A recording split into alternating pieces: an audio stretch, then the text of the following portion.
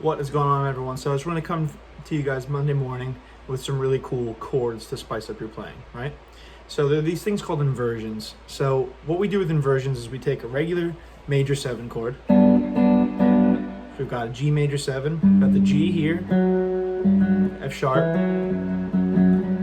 that's the 7, the 3rd, which is B, and the 5, which is D. Now, an inversion, what we do with this is first inversion starts with the 3rd in the bass, second inversion starts with the 5th in the bass, and third inversion starts with the 7. So each one of the notes in the chord, each one of the intervals that make up the chord, we make the bass as we go up. So this is the first one. 3rd fret E, 4th fret D, 4th fret G, 3rd fret B. Many of you will probably know this chord. Now, first inversion, we have the 3rd on the bass. So we have the 3rd on the bass here, 7th fret E string, 5th fret D string, we have the root. Then we add G string, 7th fret, that's the 5. And then the 7 is the 7th fret on the B string. So this is a substitute for this chord. Okay, now we have the second inversion, my personal favorite for this. Beautiful sounding chord. So instead of this, which is pretty, pedestrian, we've got, which is the 5th in the bass. Right there. So we've got the 5th, D string, 10th fret, E string, 10th fret, it's a D note, it's a D. 9th fret D string, we have the major 3rd. Then we go G string on the 11th fret, that gives us the major 7.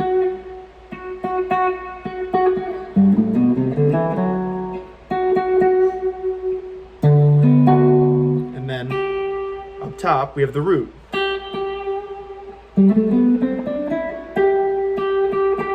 B string on the 8th fret. So we've got, this is a great substitute. So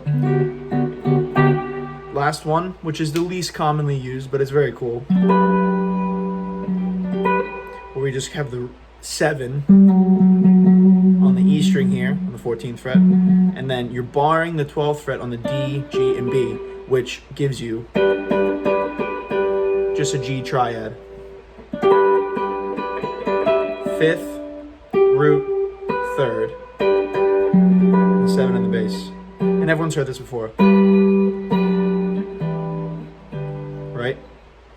So we've got this one to start, your typical guitar major 7 chord. Sorry for that. First inversion with the 3rd in the bass, 3rd, root, 5, 7. We've got here 5, 3rd, 7, root, and then 7, 5, root, 3rd. Now, something cool to do with this is replacing, say we got a progression like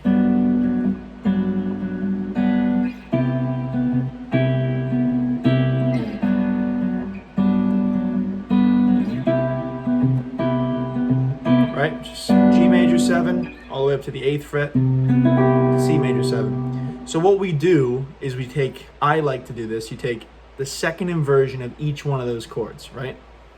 So this is how you find it. So we've got count to the 5th, so that's D.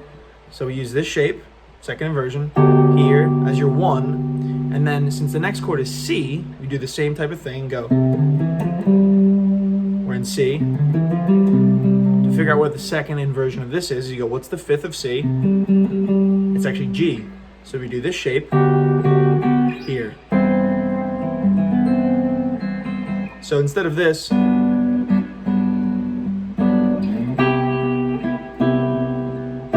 do this.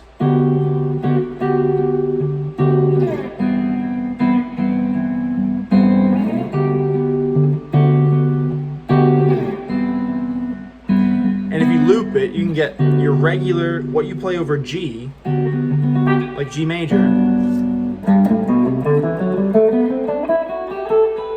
can do the same thing over top of these chords because they're just inversions. They're the same chord with different notes in the bass in a different order. So let's just say we'll do this.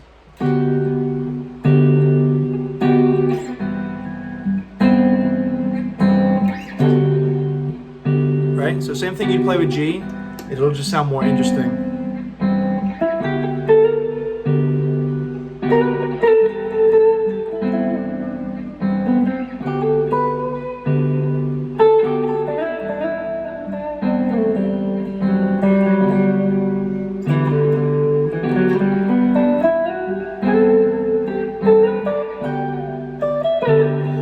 See how it just sounds more interesting than doing, other than that, you'd have to do this, which doesn't leave you with a whole lot.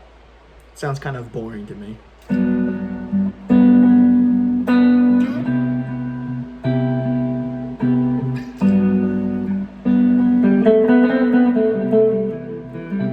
Now, it sounds nice, but it's not as interesting sounding.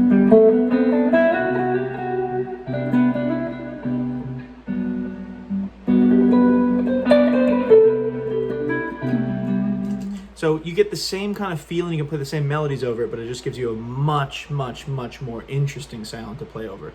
And you'll end up with these notes that rub. This interval, root to 7, 7 to root, is a great interval. Yeah, it's really nice. Well, I hope you guys enjoyed that video, and hope you learned something. Let me know in the comments if there's something that you didn't know or need some more explaining to, and I'll gladly write to you guys and explain it. Thank you guys so much, and I will see you in the next video. Later, everybody.